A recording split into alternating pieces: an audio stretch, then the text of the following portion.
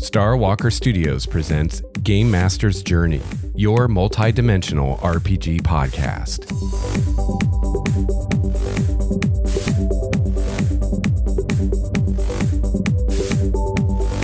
Hello, fellow gamer. Welcome to episode 119 of Game Master's Journey. I'm your host, Lex Starwalker. I've been running RPG games for over 25 years, and on this show, we discuss the craft of game mastering.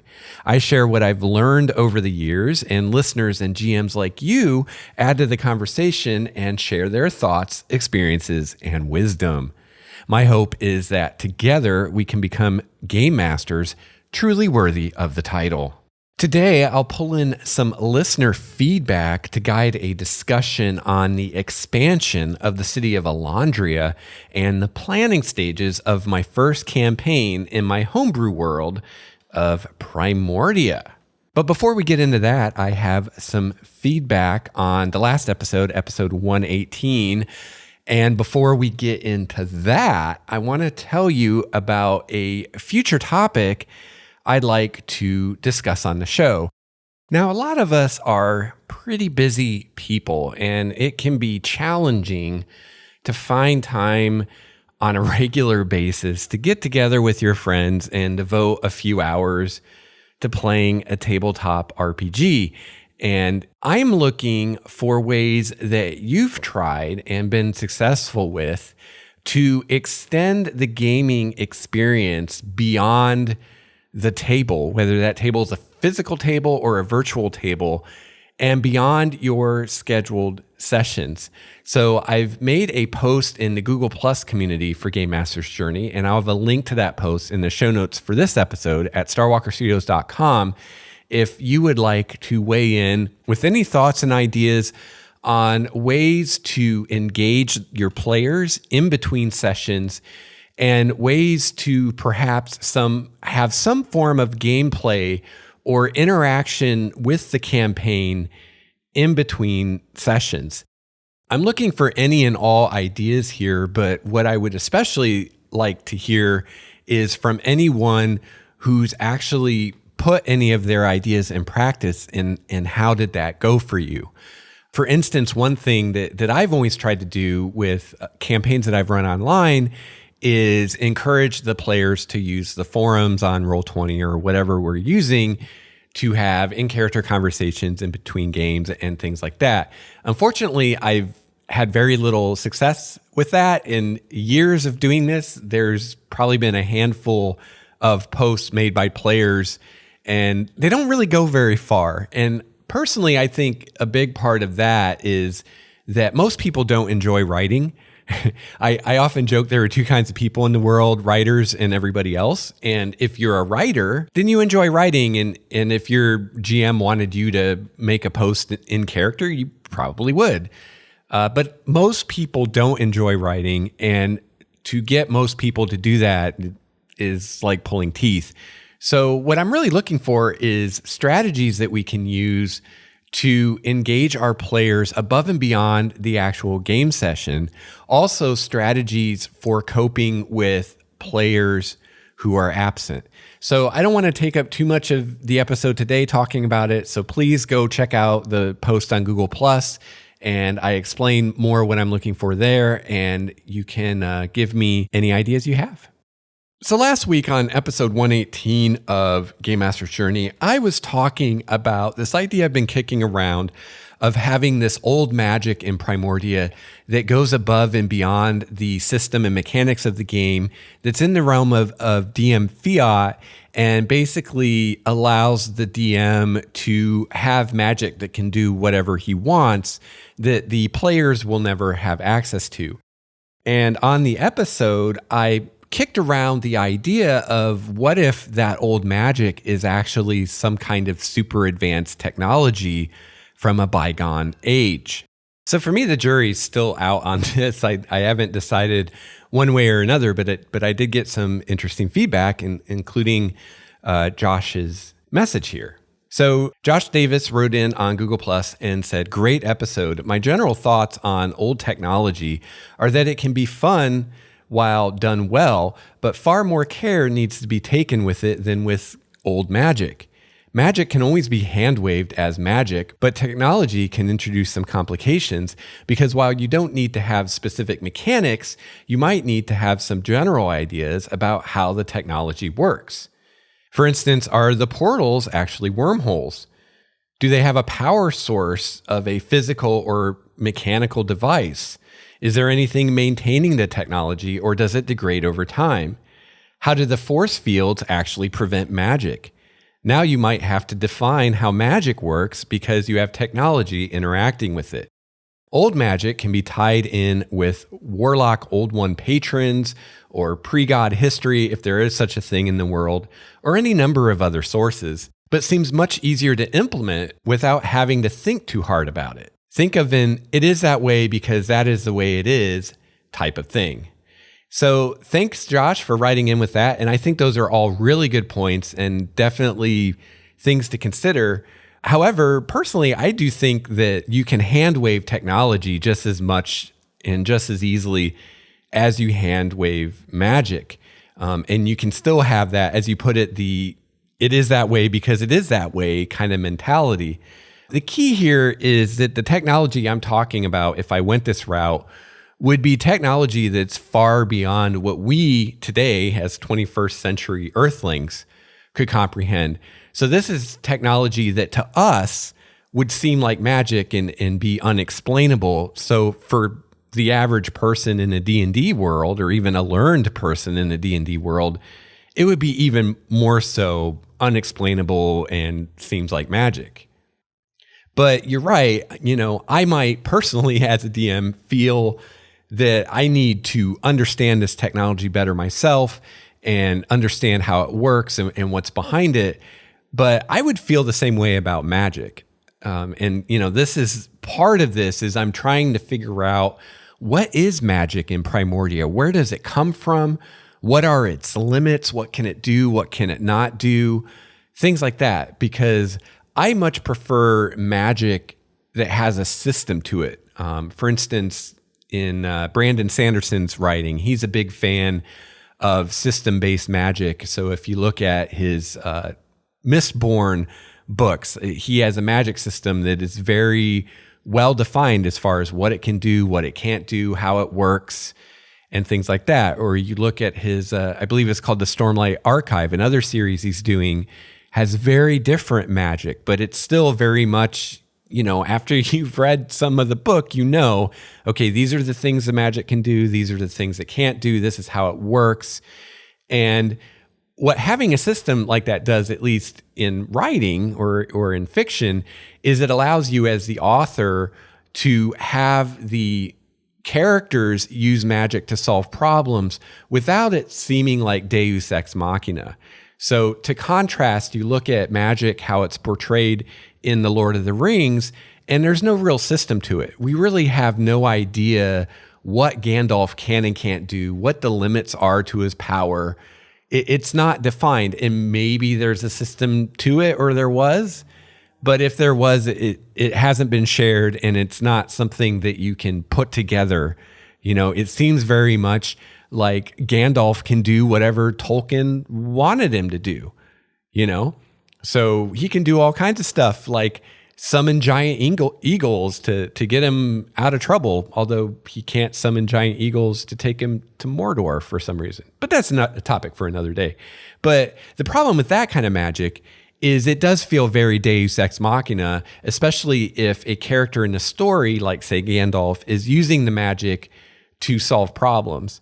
Now, I think it worked okay with The Lord of the Rings because Gandalf wasn't really a main character. The main characters, being the hobbits, didn't really have access to magic, or what little magic they had was very, limited in what it could do. Like the One Ring, we knew what the One Ring could do, and that's all it could do. It couldn't do just whatever Bilbo or Frodo wanted it to do. I think if Gandalf would have been the point of view character, it would have felt very Deus Ex Machina anytime he used magic to solve a problem, because it seems like, oh, well, the author's just taking the easy out. So I prefer a system-based magic for those reasons. And so I'd be asking myself the same questions, and I am asking myself the same questions with magic as I would be with technology. So, regarding like the force fields around the city, I don't really think I need to know how they work or how they prevent teleportation magic. If I decide that they're technology based, I just need to know that they do. The players will never know. The player characters will never know how they work. That's the whole idea of it, that it's way beyond their grasp. It's not like Numenera, where the player characters can figure this technology out, or at least enough to use it. This would be something just beyond the comprehension of player characters. So there's really no reason I would ever need to explain how it works to anyone. So there's really no reason I need to know myself, I don't think. So, I just mentioned Numenera, and that's an obvious inspiration for this idea. Part of the shtick of Numenera is that you don't have to, and you shouldn't explain everything in order to preserve mystery and create this sense among the players of, these mysteries are just endless, and mysteries upon mysteries, and you can never figure them all out. And, that's kind of the approach I'm taking with this. Now, I do think that taking this philosophy too far leads to lazy GMing and can ultimately lead to players not really caring about the mysteries in the world. Once they realize that there aren't really any solutions, you're just throwing mysteries at them and don't really have any idea how they work or what the solutions are. But I think in small doses, this philosophy can be a great approach. I also didn't really talk about in the episode how I envision using the old magic or what I imagine using it for. And I'm picturing using it for big events like freak storms or natural disasters, maybe having areas in the world where magic operates differently, maybe areas where all the animals have been transmuted into weird things. Stuff like that, kind of setting, kind of set dressing type stuff. Also, PCs could encounter creatures or abominations that were created with the old magic that are maybe far more deadly and unpredictable than other creatures in the world, with abilities that the PCs may have no real defense against. So DM Nell also wrote in on episode 118, and he says, "Good listen as usual. The way you've presented Primordia up to this point suggests a few sci-fi elements, such as the positioning of the planet in the galaxy and the 9 moons. So going with old magic being super science would fit right in." And yeah, you're totally right. I mean, it does kind of have a sci-fi feel to it, from the very beginning. I've got 2 suns in the sky and multiple moons and all these nebulas and stuff in the sky. So right away, if you're just looking at a postcard from Primordia, it'd look pretty sci-fi probably. And DM Nell says, if that's the feel you're going for, then I say go for it. Personally, I like to keep my fantasy and sci-fi separate. That's one of the reasons I was so torn with Numenera, because it was presented as a fantasy setting, but it was clearly a sci-fi setting to me. I tried running it as presented in the book, but it didn't feel right. Only after I decided to run it as a sci-fi setting did it start to feel right. But that's just my personal preference. All sci-fi-like elements in my campaign are clearly fantasy upon close inspection. None of it could really be mistaken for actual science, super or otherwise. So yeah, and that's just it. Not everybody's into science fiction, and not everybody's into science fantasy or the blending of fantasy and science fiction. And, kind of part of my idea with the old magic, if it were technology, would be something that, let's say other DMs were running games in my setting. Those DMs could choose to shine a light on that and make that obvious in their campaigns or not. And it could easily be something that just never comes up in a campaign and that a DM could just ignore and say, you know what, I'm not going to do that. I'm not going to say it's technology. And it wouldn't really change anything except maybe the way that you describe certain things and things like that. But as far as how the game is played and the mechanics of the characters and their abilities and all that stuff, nothing would change. So yeah, I'm still kicking around the idea, and right now I'm kind of leaning away from the technology thing. These guys and other people I've talked to about it, bring up really good points, and I do feel like it could end up being, kind of a can of worms that isn't really worth it. I mean, I don't really want to create a science fantasy game. That's not what D&D is to me. And in fact, I don't like the clockwork stuff, and I don't like the mechanical race in Eberron. I can't remember what it's called. Like, I don't really like that stuff. I don't like the Magitech or steampunk stuff in D&D. I've never liked having black powder in D&D and stuff like that. So, putting in super science, I think would lead to a D&D that I'm not really a fan of. And, there are a lot of people that just aren't into that. And, when people think D&D, they think fantasy. So that's the assumption that most people that would come to my table would have.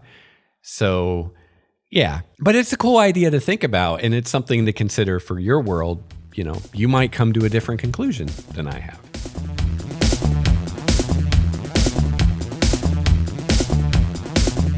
This is a part of the show where I give a shout out to the patrons of Starwalker Studios. The patrons make this show possible. They make all the podcasts I do possible. I could not do this without the patrons, and I really appreciate the support of the patrons. And I try to give a little back to the patrons when I can. And one way I do that is putting out a monthly podcast just for the patrons. I just put out the August episode about a week ago, and my wife Nikki joined me on that episode, and we talked about all kinds of nerdy stuff, among them the new Star Trek movie. And also, another thing that I do for the patrons is I do something I'm calling the Primordia Design Diary, where about once a month I write up a little something about Primordia or some kind of little game supplement that I've come up with and share it with the patrons. So for August, I put out the volume 6 of the Primordia Design Diary. And in this installation, I talked about green dragons in Primordia. And in Primordia, all dragons use the spellcasting variant, so they all cast spells. And so what I've done is gone through all the dragons and came up with example spell lists for each dragon of each type. This month I was talking about green dragons, so, young green dragons, ancient green dragons, adult green dragons, all that. Came up with spell lists for them all. And, not just picking spells willy-nilly, but choosing spells that I think really fit the personality of a green dragon and the kind of magic a green dragon would use. And I also talked about, some ideas of how to use green dragons in a campaign and stuff like that. So definitely check that out. If you're a patron and you have access to that, definitely check it out. And if you're not a patron, you can find a link to my Patreon page at starwalkerstudios.com. Just click the Patreon button at the top of the show notes and check it out. I especially want to give huge thanks and shout out to my Tier 4 patron, Mr. Steve Strickland. Let's hear it for Steve. Woo! Yeah. Go Steve. Thanks very much, Steve. And once again, thank you to all the patrons of Starwalker Studios.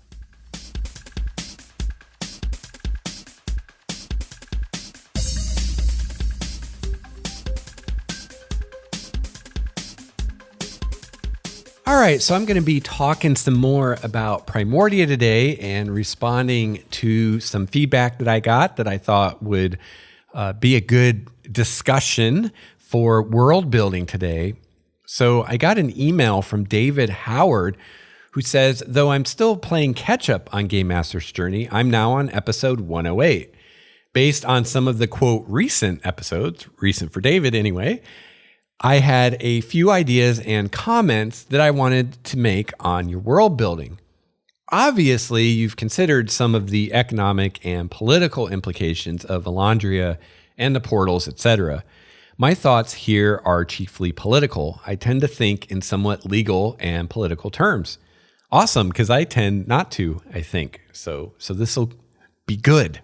Good for me. Good for all of us. You talked about the notion that former barons and their retainers were forced into the city, and that now that time has passed, what do you do with all these folks who were once in power, but now they aren't? Even with the passage of time, say 50 or 100 years or more, you have a history among this noble class that speaks of the bygone days when they were part of the power elite. I could easily see resentment build up as the merchant and guild class rises to power, and I could even see resentment as the portals operate, while their own power, that of the nobles, continues to fade.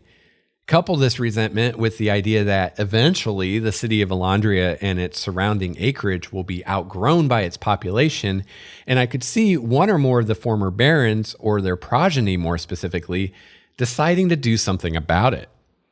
Perhaps the baronial types decide to either band together, or if you have particularly feisty or adventurous barons, maybe one powerful lord strikes out to conquer more lands for Elandria, building himself into a civic hero. Or maybe, even better yet, the barons decide to retake their own and maybe other people's former baronial estates, building themselves into competing powers. This would be the kind of thing for which I can see them hiring adventurers to help them clear out a certain area, or act as scouts into a certain area, while the barons amass their retainers and men-at-arms. Eventually, the barons set out to retake their lands and could even split from Elandria or hold political sway over surrounding countryside, including farmland, to make Elandria help provide protection, etc. So a whole bucket full of awesome here, David. This is great stuff, and I swear you're reading my mind, man. Because I've been thinking about a lot of this too, and I've been thinking quite a bit lately on running my first campaign in Primordia. I did run a short adventure in Primordia that I did actual play episodes of and did on YouTube. And I kind of see that as kind of a trial run. And I had plans for that campaign that I definitely will return to at some point.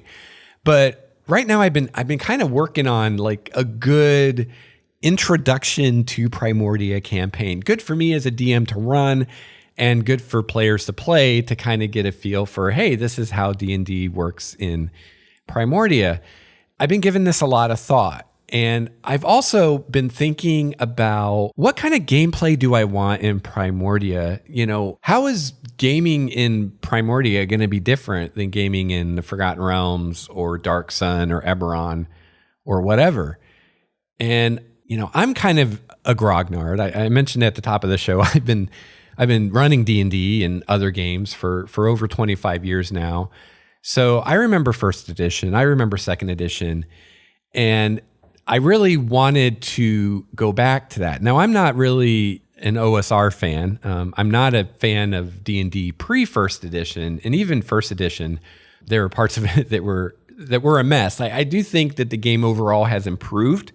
As long as we just kind of forget about fourth edition, I think overall the game has been on a trajectory of improving over the decades.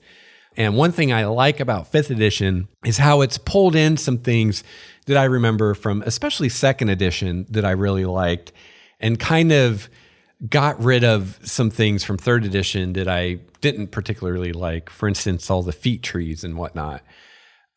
So one thing I thought about when I was thinking about this, like what do I want to do with Primordia, and what do I want to do with the experience of running and playing in Primordia?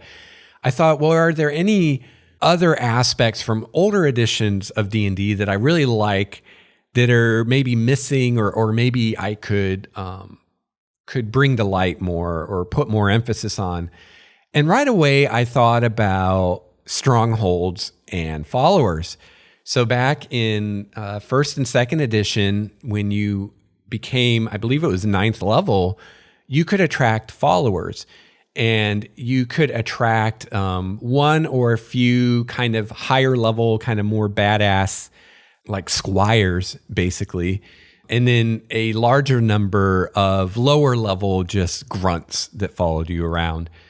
And, you know, I never really actually, as a player, played in a game that we really did much with that. Either we didn't get that high level, or we did, but people didn't have followers. Because part of it, if I remember right, it's been a long time, was in order to attract followers, you had to have a stronghold. You had to have a castle or something that your character owned, and then you would start attracting followers. And I think a lot of times just we never had those, at least in the games I played in. And I don't think I really did a lot with it running the game either. So it's kind of funny because back in the second edition days, it didn't really do much with it. But now here we are decades later in fifth edition.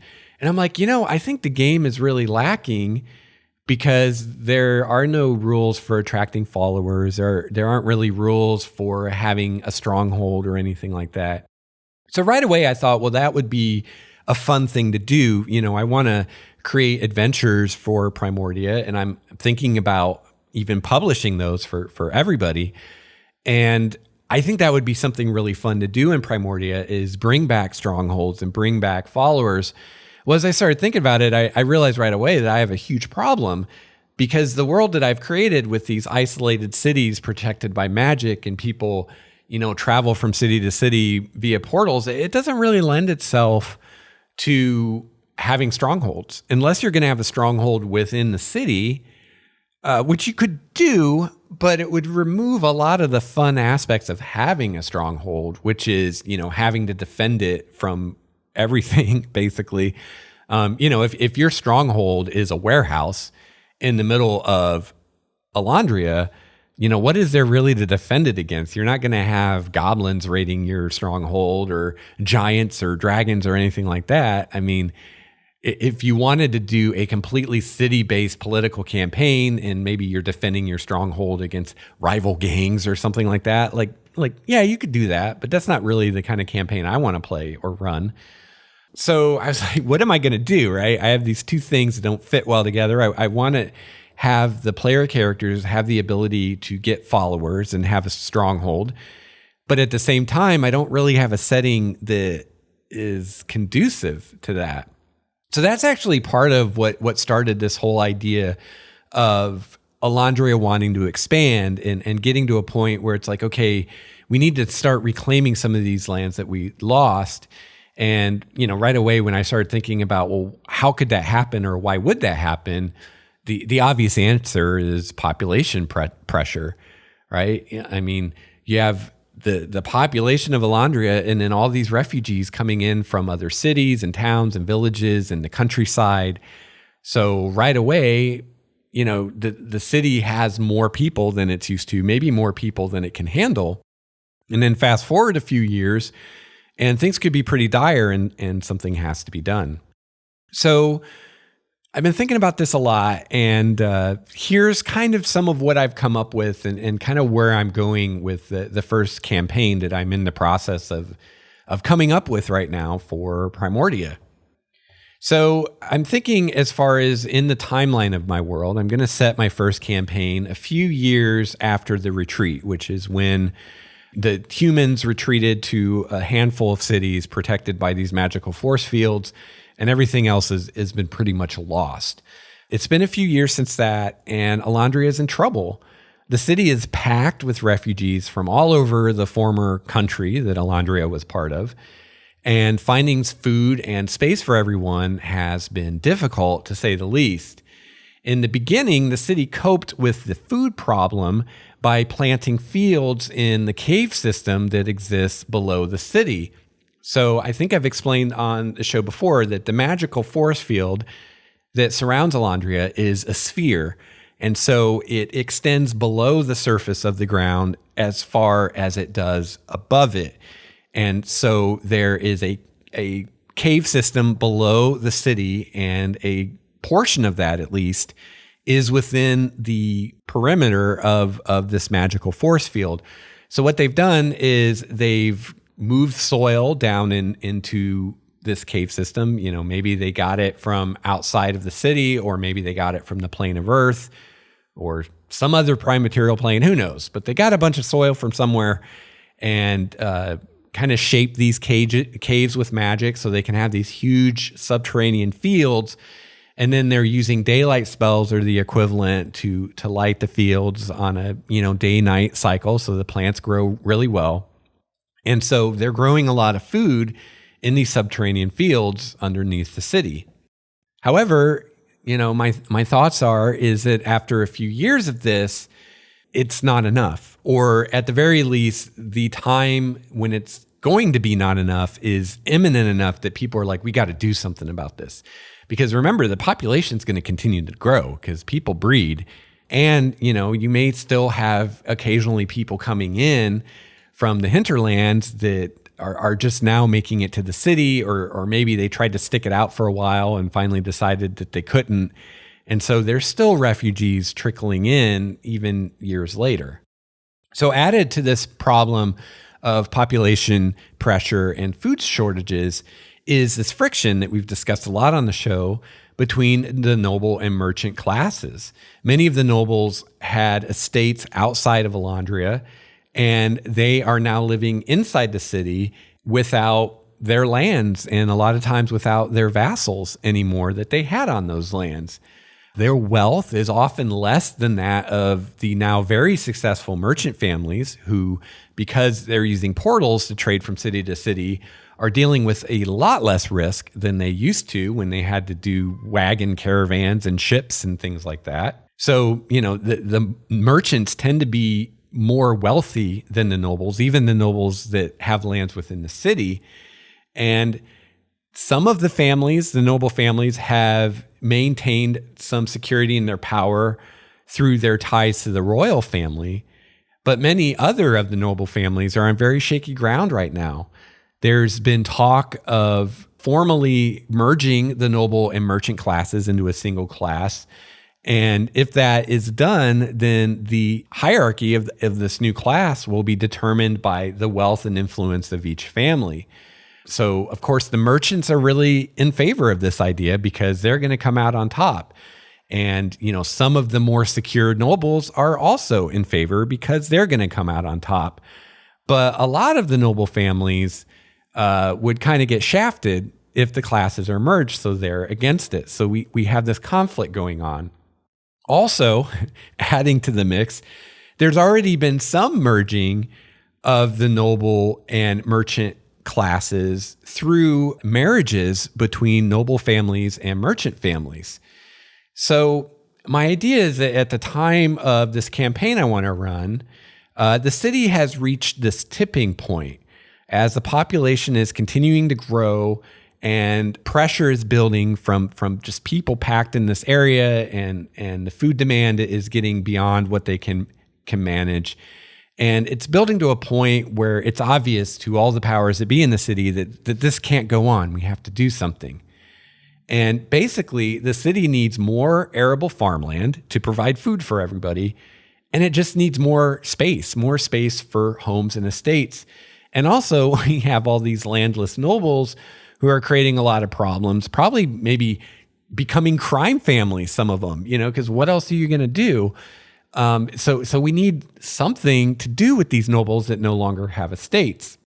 So the powers that be in the city have had many meetings to discuss and try to come up with a solution to these problems. And there have been a few strategies set forth. Again, one of them is merging the classes. Once again, the Honorable Guild of Adventurers and Explorers has stepped forward to save the day. So just as during the retreat, the guild stepped up and kind of saved everybody's bacon by revealing the portals that they'd been working on and saying, hey, we have a way that we can retreat to these very protected ancient cities and be able to trade between them without ever having to leave the protection of the cities. And they saved the day. Well, they're ready to do it again. The guild believes that they can replicate the magical shields around Elandria and the other ancient cities in a smaller scale around an estate, say a castle. So the idea here is that noble families can now commission adventuring teams to reclaim their estates from the creatures of the wilds. And once those estates are secured by adventuring teams, then the guild will install a protective magical shield around that estate. So, of course, many deals are made all over the place in this process, and many palms are greased in many different ways. Occasionally, an adventuring team is given land and title once they secure an estate, And the previous owner of that estate is basically bought out. And herein is how we're going to have player characters have the ability to have their own stronghold, have their own estate, and attract followers. Now, one thing that I didn't like in the way that strongholds were handled in previous versions of the game was that it was kind of like, it tended to be like each character had their own stronghold. So the fighter might have a keep, and the wizard has a tower, and the cleric has a temple or something. And I never liked that because I felt like it divided the party. And I thought it would be much more fun and much easier to handle as a group if instead the party shared a stronghold together.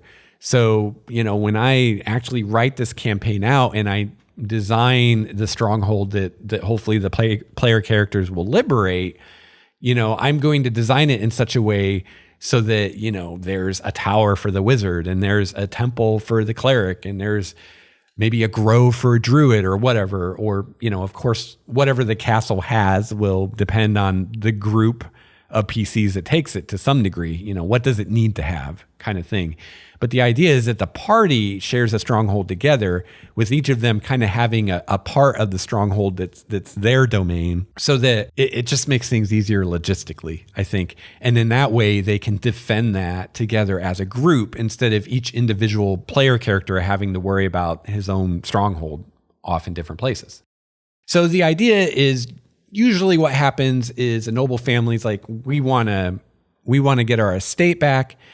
They hire an adventuring team to go secure the estate. Once it's secured, the guild moves in, builds one of these force fields, money exchanges hands, and then the noble family goes back to their estate, and everything's great. However, occasionally, instead, the adventuring team that secures the estate gets access to it and maybe pays the noble family a bunch of money, or some kind of deal is made. It's yet to be seen, however, if these smaller force fields will protect the estates as well as the large one does Elandria. And, that's going to be part of the campaign, is nobody really knows if this is going to work or not. This is an experiment. And in fact, the player characters of the campaign that I run will basically be the first group that's sent out to do this. And everything kind of hinges on how this goes for them, whether they decide to keep doing this or not. So as part of the campaign, the PCs will have the opportunity to secure an estate for themselves, and then if they wish, to keep it and hold it and maintain it as their own stronghold, and then attract followers. So if this scheme goes well, it could result in an Elandria surrounded by villages and towns and castles that are each protected by their own energy shields. Portals could then be constructed in each of these new places to network everything to Elandria. Or the other idea I'm kicking around is that the guild is investigating a possibility of using similar magic to the magic that protects the cities to protect the roads that connect these areas instead. So if everything goes well, fast forward some more years, this could result in a world that operates in a similar way to how it did before the retreat, only minus, the more remote outlying settlements. So that's where I'm planning to go with the first campaign. And I've started working on the castle that the player characters will be sent to liberate, and the various nasties that have taken up residence in the castle, because of course nature abhors a vacuum. And if you have this nice defensible location that's just sitting there empty, something or someone is going to use it for their own purposes. And of course, working on mechanics for, what's going to be involved in maintaining the stronghold, and how is attracting followers going to work. So that's going to be fun, and I look forward to sharing more with you about that as it develops.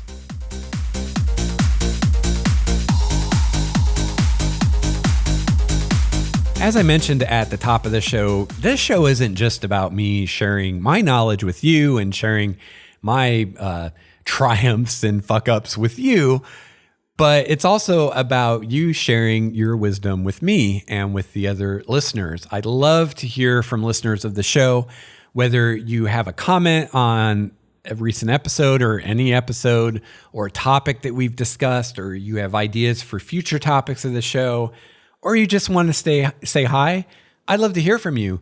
A great way to get a hold of me is by email. You can email me at gamemastersjourney@gmail.com. You can also find me on Twitter @LexStarWalker and on Google plus LexStarWalker.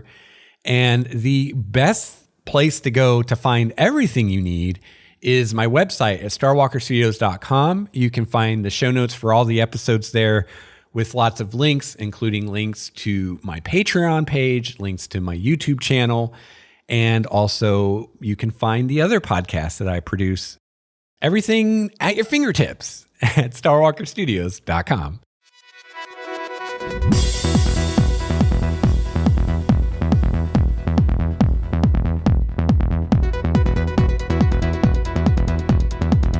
All right, so returning to David's emails, we're going to switch gears a little bit now and talk about the politics of the portals of Elandria. David says another important element is the politics of the portals themselves. You indicated that they are controlled by the Adventurers Guild, and to me, this seems rife with possible intrigue and backroom deals. If the city's trade is essentially dictated by the portals and who goes through when and where, and both of these concepts are dictated by the Adventurers Guild, I could easily see members of the merchant class, along with whatever monarchy exists, being very troubled by this. Can the monarch dictate to the Adventurers Guild? Will they ignore her if those dictates are attempted?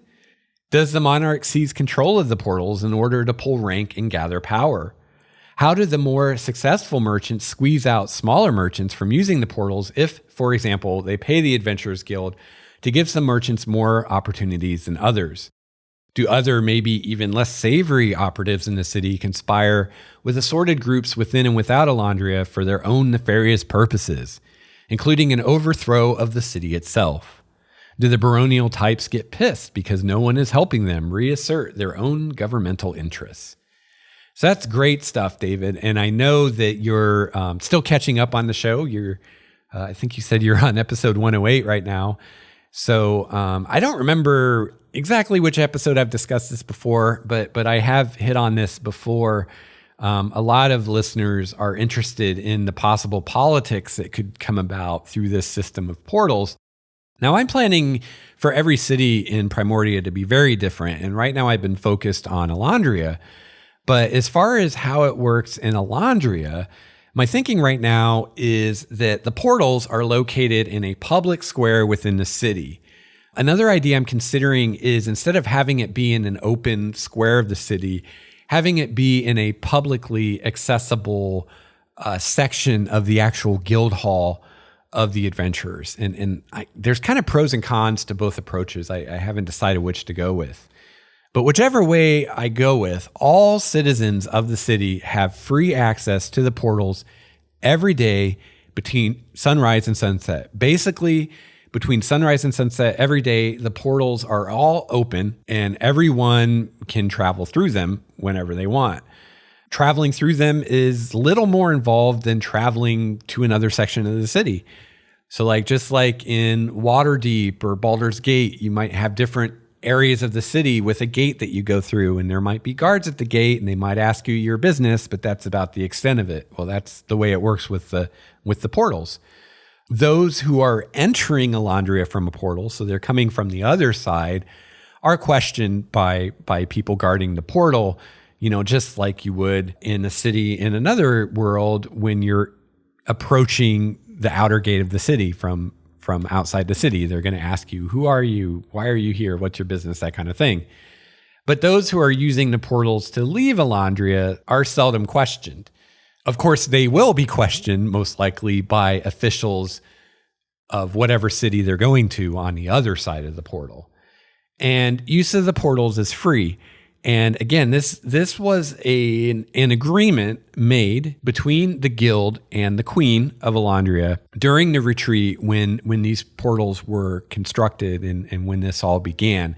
And this agreement was made this way to avoid the kinds of things that David's talking about. Because if the guild had were able to control access to the portals. So you had to go through the guild to get to the portals. And if they charge money to use the portals, then there could definitely be conflicts of interest there, and they would have a lot of power over everybody, really. And, the queen and the nobles and the merchants of the city didn't want that, didn't want the guild to be too powerful.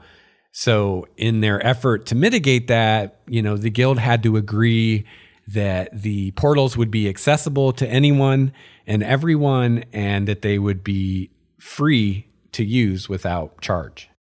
However, it's possible that someone could get access to the portals outside of normal hours, like in the middle of the night, by greasing the right palms in the guild. So, they have agreed that between sunrise and sunset every day, the portals are available to use by anyone for free. But, that's sunrise to sunset. During the night, they could, the general rule is the portals are closed at night, but maybe if you pay the right person enough money or do a favor, maybe you can go through at night for clandestine activities or whatever. Or maybe to get a jump on another merchant who can't go through until the next morning or something like that. So, there could be some of that politicking in that regard. I think this would be easier to do and more likely if the portals were within the guild hall in like a publicly accessible area, because then that part of the hall could be open during the day, and then at night they close it down and you can't get in without being allowed in. It'd be harder to pull this off if the portals are in a square in the city outside, because then people would see this going on and would know it was happening if someone was up that late. So that'll probably be a big part of my deciding whether or not the portals are outside in a square or inside a building, is whether or not I kind of want to have this aspect. Because if I want to have it, then I think it'd work a lot better if the portals were in a building where they could be locked off at night. David goes on to say there are lots of questions in that paragraph, I know, but I wanted to give you things to consider because the portals have to be political. They might even be the most political thing in town. And I agree that's probably unavoidable, but the powers that be in Elandria are doing everything they can to avoid that as much as they can. I wonder how successful they'll be at that, though. That'll be a fun thing to explore. David says, in listening to your podcast on the Storm Lord's Thunder, or whatever it's called, you had mentioned that the product might bring about full rules on rune magic. This is pretty awesome, and I agree with you that this could easily be mined for Primordia's use. Perhaps it did begin with the giants during the Age of Giants, or the Age of Awesome Battles between giants and dragons, which is a great title for an age, by the way. But perhaps it also leaked its way down to humans. But maybe these humans aren't the humans of the city-states like Elandria. Maybe these are the people of the wilds who may want nothing to do with the city folk. You could even have an entire culture built in the wild places, forest or jungle or even coastal, who worship their own aspect of a god, but the god deals with the power of runes as well. Imagine the PCs cresting some hill and seeing a large village on the coastline populated by humans they never in a million years expected to see. This could then make runes even more exotic. Yeah, those are all really cool ideas.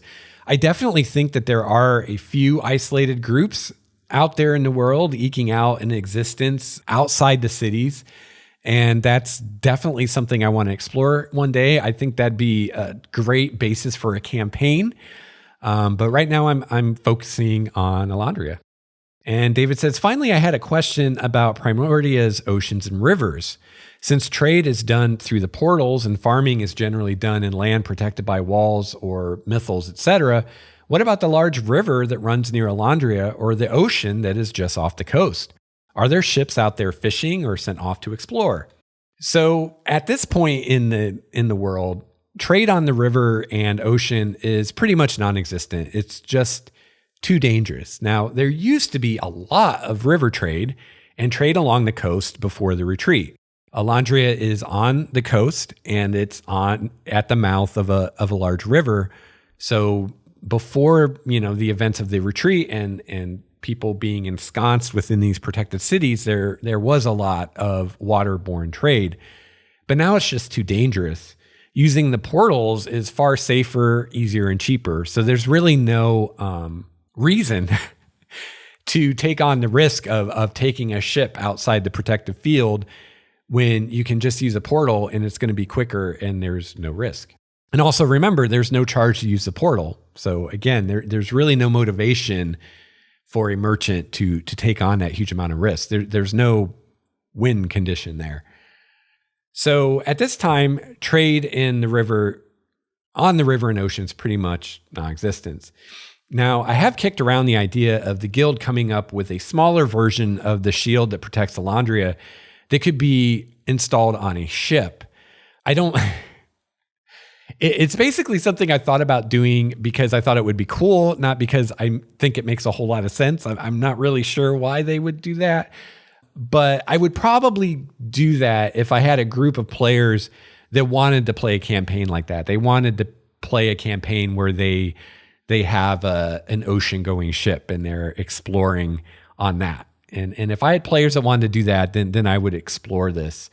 And I think it could be a cool campaign, this lone ship exploring the world, maybe looking for other surviving cities that they could build portals to Elandria from. So maybe this ship has a few keystones on board and they're looking for other trade cities and protected by this magical field. And that could be fun, kind of like almost like a Star Trek kind of thing in a fantasy world. It could be fun with players that wanted to do that. But I think until I have that group of players, it's not super high on my list of things to work on right now. But I do think it's a really cool idea. Now, the shield that's around Elandria, and I mentioned it's a sphere, it does extend out into the water, out into the harbor or the bay or whatever it is, quite a bit. So there's still fishing and gathering of other ocean foods like seaweed and whatnot along the coast within that protective bubble. So that's still going on. And, the seafood, various forms of seafood and things from the ocean is a major food source for the city. So David says, I appreciate you letting me ramble and ask questions. Oh, you're most welcome. I love the world building episodes, and I really like the ideas you've had for Primordia as well. Keep up the good work, David Howard. So thank you so much for that very thoughtful email, David. I really appreciate it. And lots of great food for thought. And again, one of the reasons that I like sharing this stuff on the show isn't just to talk about, here's my response to these questions or these ideas from the point of view of Primordia and what I'm wanting to do in Primordia, but also to share these ideas that people are having for you building your own world at home. So I'm going very specific ways with Elandria and Primordia and how I'm handling this. But, these guys are putting forth great ideas, and hopefully some of the things they say are sparking ideas of your own for your world that you're building. At least that's what I hope they're doing. That's what I hope is happening. That's one of the goals of this world building stuff. And I'm really glad that I've been getting so much feedback on it, and I'm really glad that people really love the world building episodes because I really love doing them. And we've had more and more people sharing their worlds on the Google Plus community, which is awesome. So again, if you haven't checked out the Google Plus community, go check it out and tell us about your world. We'd love to hear about it.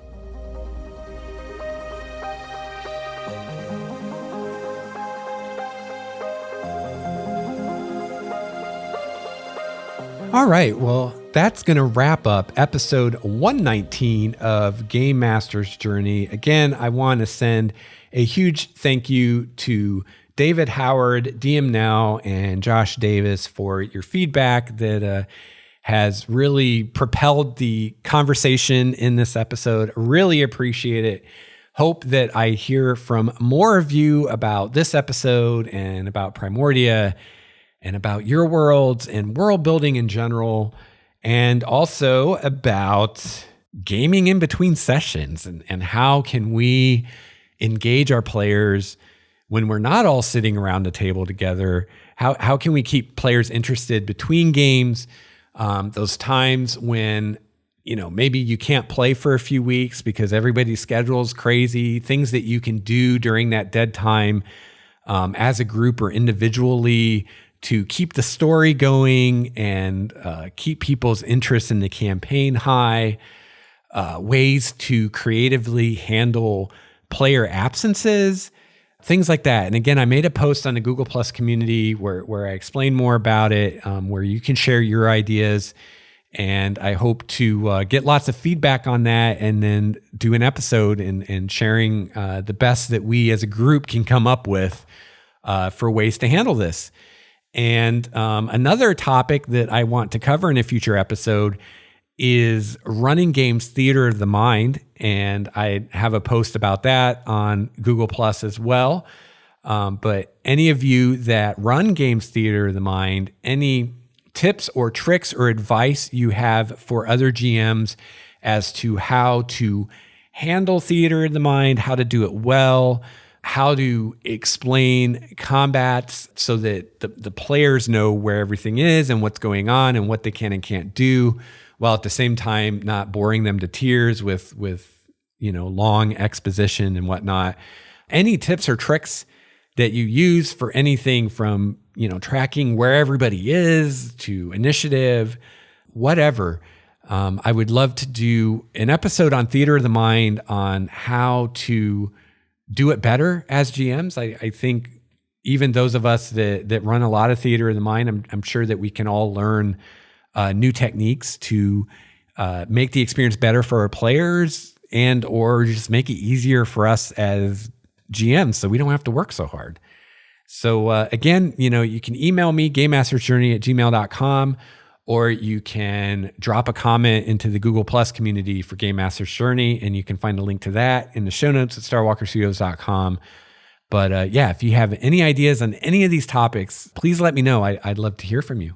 So other than that, I have other exciting things planned for the near future of the show. I just got my hands on the Tome of Beasts and Book of Lairs by Kobold Press, and I started devouring those. So I'm definitely going to talk about both of those books on the show. If you don't know about them, check them out. They were kickstarted. They're now available pretty much everywhere. And first impressions are very good on both. The Tome of Beasts is close to 500 pages. Looks about twice the thickness of the Monster Manual. It's 4th edition. It's by Kobold Press, and it's got tons and tons of monsters for the game in it. It's got a lot of clockwork stuff, which I'm personally not into at all. But if you're into that, check it out. It's got lots of clockwork stuff. It's also got lots of Fae, which I'm super into and very happy about because I feel like Wizards really dropped the ball with the Fae in the Monster Manual. There's very little Fae in there compared to previous editions of the game. More dragons, devils, demons. Of course, some new types of kobolds. No surprise there. All kinds of great stuff. So go check it out at your local game store. And if they don't have it, ask them to get it in so you can check it out. I know at my local game store, they had to order it for me. But when I went to pick it up, they said that they'd gotten 5 copies that day and they were already all spoken for. So it seems like there's a lot of interest in this, which doesn't surprise me because the Monster Manual is pretty light for 5th edition and it's been a while and that's all we've got as far as monsters, except for a few here and there in other books, but only one Monster Manual right now. And monsters are just something you can never have enough of in your game. And, I'm mining the Tome of Beasts for monsters to use for Primordia. I'm definitely going for a very specific feel in my world, although I'm not exactly sure what that feel is yet, but I'm definitely wanting something specific. And for instance, there's not going to be any clockworks in Primordia because I'm not into that. I just don't like it. Nothing against you if you dig clockworks, fine, good on you. But they're not going to exist in Primordia. I'm not doing the steampunk or magipunk or gears and crap. I'm sticking with high fantasy. But the Fae stuff, I'm really digging, and the Fae are going to have a very strong presence in Primordia. How strong, I'm not yet sure. I'm even considering going all the way and having Fae be like a huge deal in the game, even considering tying most of the PC races to the Fae. For instance, I could see dwarves being a Fae race. You know, if you look at where dwarves came from in mythology, they were, or creatures like them were often considered to be a type of fairy. Well, everything was fairies, it seems like. But yeah, and I'm thinking in Primordia, I'm kind of gonna have my Fae be kind of a blending of the European idea of fairies with kind of a more kind of animistic view of like nature spirits, like we see in a lot of Native American cultures, and kind of creating a blend of that. So kind of have it personified more like European fairies, but have them more tied to specific natural things. You know, kind of like dryads, how a dryad is connected to a certain tree. So, you know, kind of like that idea of like everything in nature has a spirit.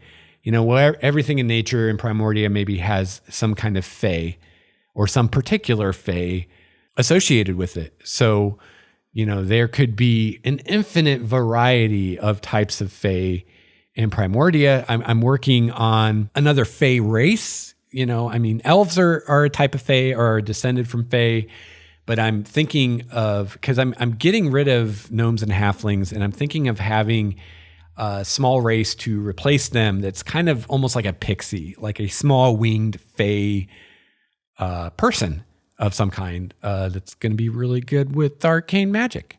But more on that in future world building episodes. So yeah, definitely be talking about that stuff in the future of the show. And I have some other third-party products for D&D I want to talk about. And I have some interviews I want to do. Going to do some more interviews once I get the new studio set up after this new move. I will once again be able to do interviews, and looking forward to that. So yeah, lots of good stuff coming. So stay tuned, stay subscribed. So until episode 120, I hope you have a chance to play your favorite RPG. And I'll be back soon with episode 120 of Game Master's Journey. Until then, game on. This has been a Starwalker Studios production, your source for quality gaming and hobby podcasts. This episode's music provided by Cloudwalker, Renfield, Stanko, Transboy, and Ish. Please see the show notes for more details at starwalkerstudios.com/Game Master's Journey.